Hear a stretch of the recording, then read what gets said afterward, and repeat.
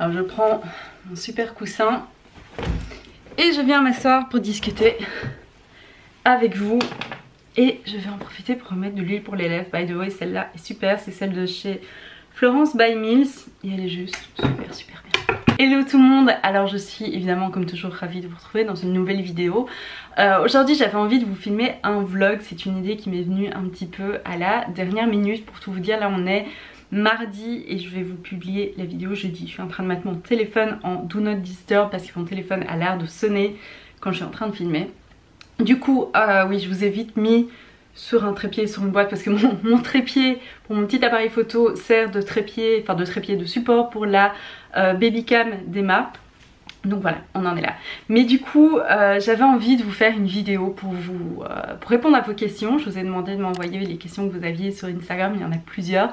Donc ce sera l'occasion. Et puis aussi pour vous faire un petit life update, parce que c'est vrai qu'en ce moment, je vous parle pas trop en stories parce que mes journées sont un petit peu packed et que j'ai jamais vraiment le temps de bien faire ça, etc. Et du coup je me suis dit, ça fait quand même longtemps que je vous ai pas vraiment parlé comme ça ouvertement, et je vous avais publié une vidéo sur mon postpartum et ce qui m'était arrivé, pourquoi je m'étais absentée. Et pour tout vous dire, hier j'ai vu la neurologue et j'ai eu des bonnes nouvelles. Donc la dernière fois que je l'avais vue, je pense que c'était au mois de février. Pour vous faire un petit rappel au cas où vous n'êtes pas au courant de toute l'histoire, il y a un article complet sur mon blog, je vous laisse le lien ici en dessous si ça vous intéresse. En fait mon accouchement s'était assez mal passé et j'ai eu beaucoup de comment on dit, pas de conséquences, j'ai eu beaucoup de complications, c'est ça le mot que je cherchais. J'ai eu beaucoup de complications suite à mon accouchement et la plus grosse étant qu'en fait j'ai été diagnostiquée avec une névralgie du nerf pudendal.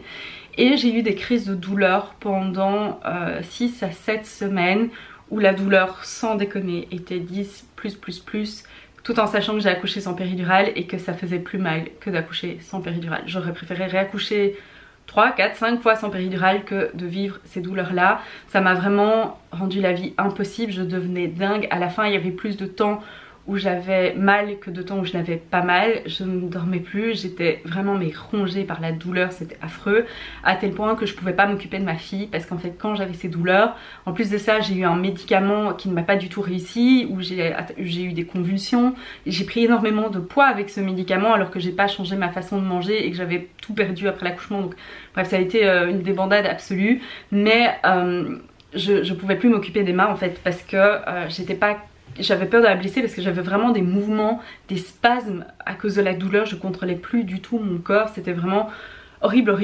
Et puis finalement, après un petit temps d'errance médicale, j'ai atterri chez une neurologue spécialisée dans la zone du périnée. Et quand elle m'a vue, c'était juste avant Noël, la veille de Noël, elle m'a dit non mais vous devez rester couché, vous pouvez absolument plus vous asseoir parce que ça irrite le nerf à chaque fois, d'où le coussin que vous avez vu au tout début. By the way, coussin que j'ai acheté en 3 exemplaires sur Amazon. Il y en a un dans ma voiture, un au rez-de-chaussée et un à cet étage-ci parce que pour le moment je ne peux pas m'asseoir sans ce coussin. Et donc bref, je vais mieux. J'ai vu la neurologue a priori pour la dernière fois. Quand je dis ça, à chaque fois je touche du bois parce que je deviens superstitieuse, hier, et elle avait de très bonnes nouvelles pour moi. Alors je n'ai plus mal constamment, heureusement, parce que sinon je ne sais pas ce que je serais devenue. Ça se fait déjà un petit temps depuis que je ne me suis plus assise en fait. Et depuis la dernière fois où je l'ai vue et maintenant, j'avais eu 2 fois des crises de douleur. Une fois, en fait les deux sont sans raison. Une fois c'est arrivé après que je sois allée au spa, mais j'en ai parlé avec elle et a priori c'est pas ça, parce qu'au spa je ne me suis pas assise sur mon coussin. J'ai même pas été dans le jacuzzi parce que j'avais peur que ça puisse se déplacer, quoi que ce soit. Enfin vraiment je fais hyper attention. Et là j'ai quand même eu des crises de douleur pendant 3 jours, douleur 5. Donc pas facile. Et puis là j'ai eu une crise de douleur il y a 5-6 jours. Heureusement douleur 2-3 et quelques heures et puis c'est parti. Donc voilà, j'en suis là. Donc super bonne nouvelle parce qu'elle pense que je suis à la fin. J'ai eu des infiltrations, j'ai eu une quadruple infiltration, 2 dans le canal d'Alcock et 2 dans le nerf pudendal directement, je pense au mois de février, février je pense. Et là d'après elle, je suis vraiment à la fin et j'ai réussi à lui poser la question qui me turlupinait. Sorry hein, j'essaye de pas pleurer mais ça a été tellement difficile comme période. Désolée mais ça a vraiment été très difficile comme période. Je lui ai posé la question fatidique qui était: est-ce qu'un jour je reprendrai une vie normale et est-ce qu'un jour je pourrais refaire du vélo? Parce qu'en fait je vous avoue que j'adore faire du vélo. Tous les étés quand on est à la campagne je vais faire du vélo. tous les jours entre 20 minutes et 2 heures. J'ai un vélo de spinning dans la cave, je faisais du spinning pratiquement tous les jours avant ma grossesse et elle m'a répondu que oui, pas tout de suite, sous certaines conditions, avec un legging rembourré, avec une selle hyper rembourrée, avec du gel, etc. Petit à petit, mais oui, ça ne me sera pas interdit à vie, ce qui est une des meilleures nouvelles que j'ai eues.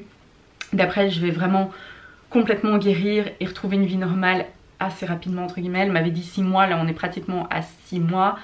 Je sens bien que j'y suis pas encore, mais clairement ça va beaucoup mieux qu'avant. J'ai pu un petit peu reprendre le sport. Vous ne le savez peut-être pas, mais avant je faisais pratiquement 1 heure de sport tous les jours. Je faisais notamment du spinning. J'utilise en fait la plateforme Peloton, qui est une plateforme américaine. Heureusement on a un ami qui vit aux États-Unis qui a pu prendre mon abonnement, parce que vous pouvez pas le prendre avec une carte de crédit qui n'est pas d'un pays où Peloton est disponible. Mais du coup moi j'utilise ça, et c'est vrai que dessus il y a plein de cours. Il y a des cours de barre à terre, de pilates, de yoga, de course, de spinning, de musculation, de méditation, tout ce que vous voulez. Et moi j'utilise ça, je faisais 1 heure de sport tous les jours avant ma grossesse. Le sport m'a été interdit pendant la grossesse, et puis là il m'a été interdit à cause de la névralgie du nerf pudendal. Pour mon anniversaire, mon mari m'a offert un tapis de course qu'on a installé aussi dans la cave, et du coup j'essaye de marcher, je peux pas encore courir, j'essaye de marcher un petit peu tous les jours, puisque je peux, pour le moment, on m'a donné le go pour marcher et pour faire de la musculation des bras. Je peux pas faire d'abdominaux parce que je suis toujours en rééducation postnatale, parce que tout ça du coup a été très compliqué à cause de la névralgie du nerf pudendal. Je peux évidemment plus faire de spinning, je peux pas vraiment nager, je peux pas courir, je peux pas faire de yoga à cause des positions étirées et des positions assises. Je peux pas faire de barre à terre parce qu'il faut pas que je chipote trop aux muscles des fessiers, des jambes, bref. Ça a été très galère. Hier elle m'a dit ok, vous pouvez commencer à refaire d'autres choses, mais en les introduisant tout doucement. Je fais une toute petite séance, j'attends 3-4 jours, je vois comment ça se passe, et puis j'adapte en fonction. Donc voilà, mais c'est une très bonne nouvelle pour moi, parce que je vous avoue que ça me manque vraiment. Et en fait là, ce sur quoi je dois travailler à l'heure actuelle, c'est vraiment le mental, parce qu'en fait j'ai développé une réelle phobie des chaises, soyons clairs. À un moment donné, ça je n'ai plus heureusement, mais j'étais vraiment en colère, mais vraiment physiquement en colère, ce qui ne m'arrive jamais, et physiquement jalouse quand je voyais quelqu'un s'asseoir. Que ce soit mon mari qui s'assoit, que ce soit quelqu'un à la télévision qui s'assoit, que ce soit quelqu'un dans la rue qui s'assoit sur un banc. J'étais d'une jalousie, ça me mettait dans une colère, je n'avais jamais eu ça de ma vie. Heureusement ça c'est un petit peu passé. Je peux m'asseoir beaucoup plus qu'auparavant, toujours avec mon coussin. Je me suis assise quelques fois sur mon coussin sans m'en rendre compte, et je n'ai pas eu mal, ce qui d'après la neurologue est un très bon signe, même si je dois pas le faire. Et voilà, j'essaie juste de vraiment travailler sur ça. Je suis retournée au restaurant pour la première fois depuis le mois de septembre. Ça a été une victoire, parce qu'en fait je me mets énormément de barrières mentales, parce que j'ai tellement peur d'avoir un jour de nouveau mal comme ça que je bloque complètement. Donc maintenant j'ai pas mal de travail à faire à ce niveau là, mais du coup ouais, bonne nouvelle. Comme quoi finalement ce qui m'avait été annoncé comme quelque chose qui allait devenir chronique, avec lequel j'allais devoir vivre toute ma vie, auquel j'allais devoir m'adapter, etc. Ben apparemment non. Donc voilà, mais après à côté je vous avoue que je fais un énorme travail sur moi. Je médite pratiquement tous les jours, j'ai complètement réduit ma charge de travail. J'essaye d'être beaucoup moins stressée. Pour la première fois de ma vie, je me fais passer entre guillemets en priorité, c'est-à-dire qu'auparavant j'ai toujours mis tout le monde avant moi. Donc même si par exemple j'étais en train de manger et qu'une copine m'appelait, ben j'arrêtais de manger pour parler à ma copine au téléphone au cas où elle avait besoin de moi de façon urgente, ou je mettais toujours pause sur mon travail pour rendre service à telle ou telle personne, ou pour faire passer les besoins des autres avant les miens. Ça a changé bien évidemment quand ma fille a besoin de quelque chose, elle passe avant tout. Mais c'est vrai que maintenant j'ai appris à dire non, ce qui est assez compliqué à faire mais qui est assez libérateur. Et voilà, ma vie a vraiment profondément changé. Je prends mes vitamines tous les jours religieusement, en faisant très attention. Je fais attention à ce que je mange, je fais attention à dormir suffisamment. Enfin, vraiment toute ma vie a complètement changé à ce niveau-là. Mais du coup je voulais vous faire un petit update parce que les nouvelles sont bonnes. Je suis sûre que vous vous êtes rendu compte aussi de votre côté que je travaille plus aussi autant qu'avant, je produis plus autant de contenu qu'avant. J'essaye de gérer la culpabilité et la fear of missing out qui vont avec, parce que c'est clair que j'aimerais faire des vidéos sur TikTok, j'aimerais faire des reels sur Instagram. C'est hyper frustrant quand je poste quelque chose sur Instagram et que je vois que ça reach exactement 1500 personnes alors que vous êtes plus de 15 000 à me suivre sur l'application. Ça me rend dingue quand je poste des stories et que vous êtes plusieurs à me dire mais attends, moi tes stories je les vois plus du tout. J'aimerais faire plus sur le blog, j'aimerais être plus constante pour la newsletter, mais c'est toutes des choses pour le moment où j'essaye de faire preuve d'autant de bienveillance envers moi-même que ce dont je fais preuve en ce qui concerne mes proches ou les gens que j'aime ou quoi. Donc c'est du travail, surtout quand on est perfectionniste comme je l'ai été pendant très longtemps, mais j'y arrive. Il y a quand même des moments où c'est un peu too much, mais j'y arrive. Bref, tout ça pour vous dire que je vais mieux et qu'avec un peu de chance, je vais aller beaucoup mieux. Du coup maintenant je vais prendre vos questions sur Instagram parce qu'il y en a plusieurs qui sont très intéressantes. D'abord merci parce que vous avez été très nombreuses à réagir à ma story en me disant que vous étiez contente pour moi, et juste merci du fond du cœur. Ça fait tellement de bien après s'être sentie tellement seule et isolée là-dedans. Merci du fond du cœur. Alors, ta vie a-t-elle beaucoup changé avec l'arrivée de ta petite fille? Dans quel sens? Oui, forcément oui, mais tout ça est très lié aussi au problème de santé que j'ai eu, puisque j'ai dû rester alité pendant 6 semaines où je pouvais vraiment pas m'asseoir. Genre je m'asseyais 15 minutes en tout et pour tout sur la journée, pas 15 minutes en une fois. Genre je m'asseyais 2 minutes, je me relevais, enfin bref. Donc ça a beaucoup joué aussi dans ma vie qui a changé. Mais clairement ma vie a changé dans tous les sens du terme. Dans tous les sens du terme, c'est un bouleversement physique, c'est un bouleversement mental, c'est une dose d'amour mais colossale. Mon cœur a grandi puissance 1000 je pense. Elle m'apprend des choses tous les jours, elle m'apprend la patience, elle m'apprend la résilience, elle est incroyable, on a vraiment beaucoup de chance, c'est un bébé super facile. Elle a été un petit peu malade la semaine passée, elle avait un médicament, c'était des gouttes qu'on devait mettre dans son nez. Les premières fois elle a hurlé et puis après elle disait plus rien, elle me faisait des sourires, enfin c'est vraiment un bonheur de s'occuper d'elle. Je dirais que ce qui a le plus changé dans notre vie, c'est sans doute qu'on est beaucoup moins spontané qu'avant, c'est-à-dire qu'on peut plus dire ah bah tiens on saute dans la voiture et on va faire ci ou ça. Bah non, parce que il faut que quelqu'un surveille Emma, ou alors il faut qu'on la prenne avec nous, qu'on la mette dans le siège auto, qu'on réfléchisse à prendre son sac, ses biberons, etc. Donc c'est beaucoup plus d'organisation qu'avant. Et la deuxième chose qui a changé dans notre vie, c'est qu'on a vraiment une routine, ce qu'on n'avait pas forcément avant. Avant on mangeait un petit peu à des heures différentes, il n'y avait pas 2 journées qui se ressemblaient. C'est vrai que maintenant, en général, toutes nos journées se ressemblent, on se lève à la même heure tous les matins, on va se coucher à la même heure tous les soirs. On a vraiment notre petite routine et je pense que c'est ce qui nous aide le plus en tant que jeunes parents. Comment faciliter l'accouchement? Ma peur la plus profonde, je comprends. Parce que moi pendant très longtemps l'accouchement ça a été faire sortir une balle de tennis par la narine de son nez. C'était vraiment comme ça que je le voyais. Et puis finalement je sais pas pourquoi mais quand on est enceinte on dirait que comme c'est inévitable, le mental se dit ça va le faire. On va y arriver. Moi personnellement on a fait de l'aptonomie quand j'étais enceinte avec mon mari. Ça m'a beaucoup aidé à comprendre beaucoup de choses, à communiquer avec bébé. C'était dingue ce qu'on arrivait. C'est vraiment en fait l'aptonomie, vous apprenez à poser les mains sur le ventre et à communiquer avec bébé. Et c'est vraiment hyper impressionnant. Ça m'a beaucoup aidé. Qu'est-ce qui m'a vraiment aidé? C'est vraiment l'aptonomie m'a vraiment beaucoup aidé. J'ai essayé de réfléchir. Après je vous avoue que moi j'ai eu un accouchement qui s'est assez mal passé, très honnêtement ça s'est vraiment mal passé. Un des regrets que j'ai c'est que j'aurais dû prendre la péridurale. Je ne sais pas pourquoi je me suis, enfin si je sais pourquoi je me suis infligé ça, c'est parce qu'à la base je réagis mal aux anesthésies. J'ai voulu faire un rendez-vous avec l'anesthésiste avant d'accoucher pour en discuter avec lui pour voir ce que je prenais comme risque et ce que j'allais avoir comme conséquence, parce que vraiment à chaque fois que j'ai eu des anesthésies, qu'elles soient locales, générales ou même chez le dentiste ou quoi, à chaque fois j'ai eu des trucs bizarres après. Et en fait on m'a pas pris au sérieux à l'hôpital quand j'ai dit je crois que je vais accoucher plus tôt. J'ai accouché avec 1 mois d'avance et je le sentais depuis des mois. Et j'ai dit je voudrais vraiment bien faire ce rendez-vous avec l'anesthésiste. Oui on fera ça plus tard, Et puis en fait bah, j'ai accouché, j'avais pas eu mon rendez-vous avec l'anesthésiste. À la fin de mon... quand j'étais en travail, j'avais demandé si l'anesthésiste pouvait venir parce qu'a priori je voulais quand même prendre une péridurale à la fin. Et en fait ça a été trop rapide et j'ai pas pu l'avoir. Et mon accouchement a été vraiment une galère sans nom. Donc voilà, mais franchement la peur de l'accouchement, je vous dirais que l'accouchement c'est difficile mais ça dure pas si longtemps. C'est physique mais c'est la dernière étape et après c'est vraiment beaucoup de bonheur. Et si quelqu'un qui comme moi a littéralement traversé l'enfer et la plus grosse épreuve de sa vie peut vous dire que c'est que du bonheur après, c'est que c'est vrai et que ça doit être encore 10 fois mieux pour les gens qui n'ont pas de grosses complications après l'accouchement. Et sinon j'avais lu une BD aussi qu'une copine m'a offert quand j'étais enceinte. Je vais vous mettre la référence, c'est une BD très bien, je ne sais plus du tout comment ça s'appelle mais la référence sera en dessous. Et ça m'a aussi beaucoup aidé à me préparer mentalement à l'accouchement, à un peu comprendre comment tout ça se passait, comment le déclenchement physique, comment votre corps vous donnait aussi des signaux, etc. Ça m'a beaucoup aidé. Alors, organisation pour le quotidien, les courses et les tâches ménagères. On n'y est pas encore, on n'y est vraiment pas encore, surtout que là ça fait 2 semaines que c'est un petit peu waouh à la maison parce que mon mari a été malade, bébé a été malade, moi je suis passée en travers des mailles du filet, je pense que c'est grâce à mes vitamines.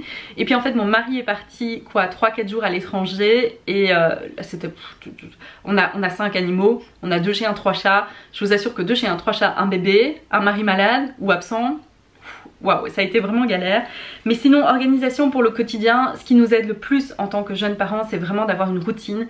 J'ai acheté un livre sur un coup de tête qui s'appelle 12 Hours by 12 Weeks. De nouveau, je vous mettrai le lien dans la barre de description. Je pense qu'il existe qu'en anglais, mais en gros, c'est comment faire dormir bébé 12 heures par nuit quand il a 12 semaines. Il y avait 4 grandes astuces dans ce livre. On a seulement utilisé la première et en 3 jours, Emma s'est mise à dormir 10 heures à 11 heures par nuit d'affilée sans se réveiller. Donc c'est à dire que depuis fin décembre début janvier on la met à se coucher à 8h30 8h45 et on la réveille le matin à 8h. Parfois elle se réveille à 7h30 mais ouais elle dort tout ça, donc nous aussi on dort tout ça, donc on survit comme ça. Et on a vraiment un horaire fixe pour les biberons, les temps de sieste, etc. Et c'est ce qui nous sauve le plus, c'est qu'on sait que par exemple elle fait la sieste de 9h à 10h30. Ben on sait que ce temps-là, on l'a pour faire quelque chose qu'on pourrait pas faire si elle est réveillée. Donc ça, je pense que ça s'applique aussi si vous avez pas de bébé. En fait, ou pas d'enfant, avoir une routine. Mais waouh, j'ai lu un livre qui s'appelle The Power of Habits. Et je voudrais beaucoup lire Atomic Habits aussi, c'est aussi sur le sujet des habitudes, des routines, etc. Et en fait, au plus vous êtes dans une routine, au moins votre cerveau doit prendre des micro-décisions. Et au plus vous êtes créatif, relaxé, etc. Enfin, c'est vraiment l'être humain s'épanouit quand il a une routine. Et clairement, je le vois avec Emma. Et ça nous aide énormément. Sinon, pour les courses, les tâches ménagères, je fais une lessive par jour. Ça paraît excessif, mais avec un bébé et des animaux, c'est pas du tout excessif.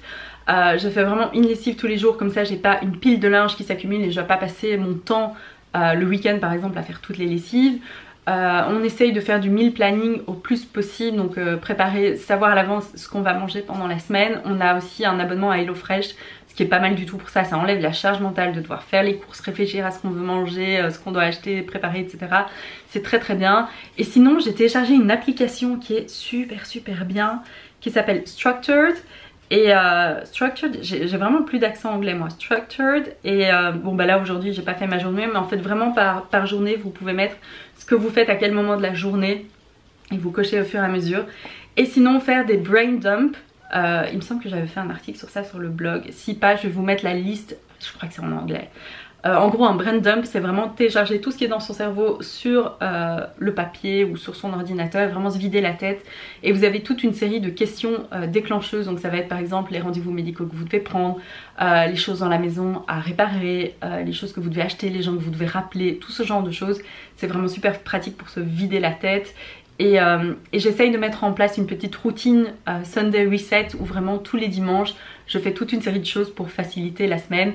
Je suis en train de travailler dessus mais je vous en reparlerai très certainement quand ce sera en place. Et sinon pour les tâches ménagères, on fait, ce truc marche tellement bien, le don't put it down, put it away. C'est l'idée qu'en fait si vous utilisez quelque chose, au lieu de le poser là comme ça, vous le rangez directement à sa place.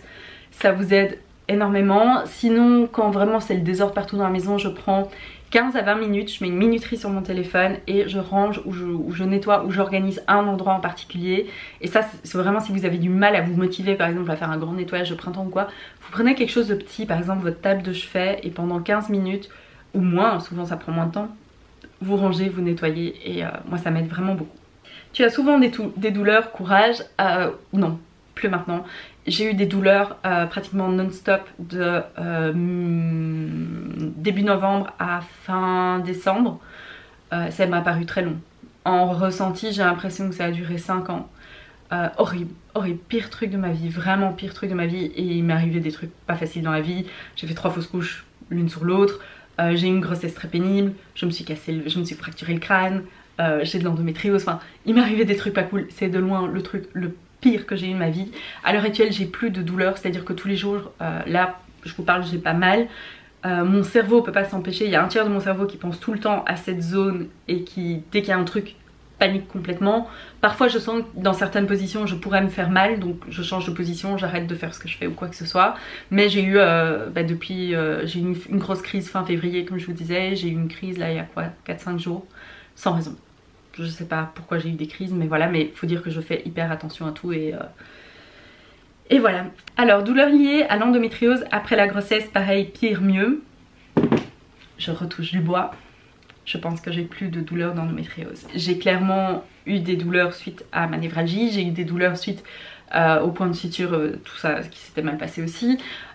J'ai eu plein de douleurs, mais j'ai pas eu mes douleurs d'endométriose depuis l'accouchement. Je sais qu'il y a j'ai envie de dire que c'est un mythe parce qu'il n'y a rien qui est prouvé scientifiquement, du moins je ne suis pas au courant que ce soit prouvé vraiment. Il paraît que l'endométriose peut partir après la grossesse, après l'accouchement, je n'en sais rien.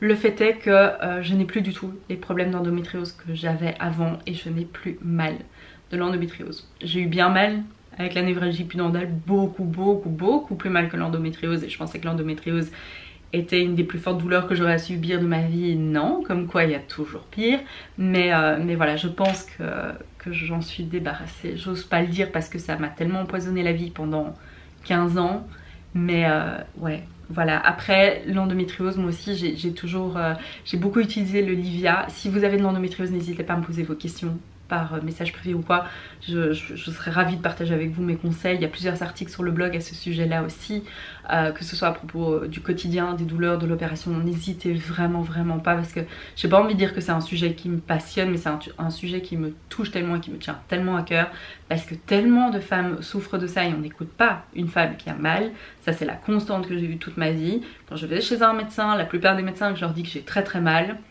on ne m'écoute pas. Et c'est clairement le cas pour l'endométriose. Quand on voit, je pense que le temps moyen pour se faire diagnostiquer c'est 7 ans, c'est juste pas possible. Mais du coup, ouais, il y a de l'espoir pour l'endométriose. Le Livia marche très bien pour les douleurs, en tout cas marchait très bien chez moi pour les douleurs. Je prenais aussi de mémoire, c'est du pycnogénol, c'est du pain maritime, c'est un complément alimentaire. Personnellement, moi ça m'a beaucoup aidé et j'ai réussi à tomber enceinte. Oui, j'ai eu 3 fausses couches, oui ça a été très compliqué, j'ai eu une grossesse très pénible, mais j'ai réussi à avoir un enfant. Donc gardez espoir si ça vous touche. Et alors, dernière question à laquelle je vais répondre, ton meilleur conseil aux futures mamans. J'en ai plein, je pourrais écrire un livre comme ça sur le sujet. Détendez-vous, ça vient super naturellement, pas tout de suite. Je vous avoue que les 6 à 8 premières semaines, c'est le méga stress. Vous googlez 5000 trucs, vous dormez pas vraiment, vous êtes stressé, vous savez pas quoi faire. Moi, avant ma fille, j'avais jamais changé de couche, j'avais jamais donné de biberon ni quoi que ce soit, donc c'était vraiment genre... J'ai sauté de la falaise dans l'inconnu, mais au bout d'un moment en fait moi je trouve que ça vient tellement naturellement. Vous comprenez très vite les besoins de votre bébé et il vous explique aussi très vite ce dont il a besoin ou envie. Voilà, déstressez, vous faites ce que vous pouvez, pas ce que vous voulez la plupart du temps. On a tous envie d'être le parent idéal qui fait ci, qui fait ça comme ça et tout. On fait tous des erreurs, il y a toujours des moments où on prend pas le temps, où on est fatigué, ou ceci ou cela. Donc vraiment, soyez très bienveillants, en fait, très bienveillants, ça sonne bizarre, soyez vraiment bienveillants envers vous-même, en fait, envers votre partenaire. Et mon conseil, ce qui a changé ma vie, c'est ce livre, vraiment ce livre a changé ma vie. Essayez, je pense qu'il faut attendre que bébé ait 4 kilos, mais essayez si vous pouvez de donner les biberons ou d'allaiter à des heures fixes tous les jours et d'avoir vraiment une routine et une structure pour les biberons, pour les siestes, pour la nuit. C'est vraiment nous ce qui a tout changé dans notre vie. Et dernier conseil, nous, si dans tous les trucs de puériculture qu'on a, le truc qui casse et qu'on rachèterait en un clin d'œil, c'est le Owlet. Ça a un prix, c'est très cher, mais nous on ne pourrait pas, surtout moi, je ne pourrais pas dormir et faire ma vie si je n'avais pas ça. En fait c'est une petite chaussette qui se met autour du pied de bébé, c'est un oxymètre. L'oxymètre c'est ce qu'on vous met au doigt quand vous allez aux urgences. Ça prend en fait votre rythme cardiaque et votre pouls et votre taux d'oxygène dans le sang. Et en fait nous c'est quelque chose qu'on lui met dès qu'elle dort, donc dès qu'elle fait la sieste ou dès qu'elle va dormir la nuit. La nuit elle dort à côté de moi en l'occurrence en cododo, mais quand elle fait ses siestes, là elle fait sa sieste dans sa chambre où on a la petite caméra aussi connectée avec la chaussette. Et donc en permanence je peux lancer l'application et voir que tout va bien. Et évidemment ça vous alerte aussi s'il y a un souci ou quoi. Ça nous a alerté une fois en pleine nuit, ça m'a réveillée, j'ai fait un bond. J'étais prête à réanimer bébé, heureusement tout allait bien. Mais voilà, moi personnellement je pourrais pas vivre sans ça. Je pourrais me passer de beaucoup de choses qu'on adore utiliser, mais ça vraiment voilà, ça coûte son prix, mais pour moi c'est le meilleur investissement qu'on ait fait. Donc voilà, je pense que je viens de papoter avec vous pendant quoi, 15-20 minutes. On est passé un petit peu par toutes les émotions, mais voilà, je voulais vraiment vous remercier d'être toujours là, d'être aussi fidèle au poste, parce que clairement je fais moins qu'avant, mais je peux pas faire plus. Emma va pas à la crèche, j'ai eu tous mes problèmes de santé, etc. Je reprends un petit peu pied maintenant. Clairement ma vie n'est toujours pas ma vie d'avant. Il y a plein de choses que je ne peux pas refaire. Je vais commencer tout doucement à refaire du sport, je vous en parlerai. J'utilise d'ailleurs toujours ma montre Garmin, c'est quelque chose qui me suit au quotidien. Je suis reconnaissante d'avoir ça pour m'aider, notamment dans la reprise du sport, pour vérifier que niveau cardiaque et tout ça va, parce que j'ai quand même pas fait de sport pendant toute ma grossesse. Bah, ça fait 1 an en fait que je fais plus de sport, puisque pendant toute ma grossesse j'ai pas pu en faire, etc. Donc voilà, c'est quand même bien de s'assurer que quand on reprend ça de façon raisonnée et raisonnable. Et voilà, donc en tout cas moi ça m'a fait très plaisir de passer ces 15-20 minutes avec vous. Si vous avez d'autres questions, n'hésitez pas, vous pouvez toujours me contacter par message, par commentaire. J'adore papoter avec vous. Et voilà, je vous souhaite tout le meilleur, j'espère que vous êtes en pleine forme et moi je vous dis à la prochaine fois. Bye bye.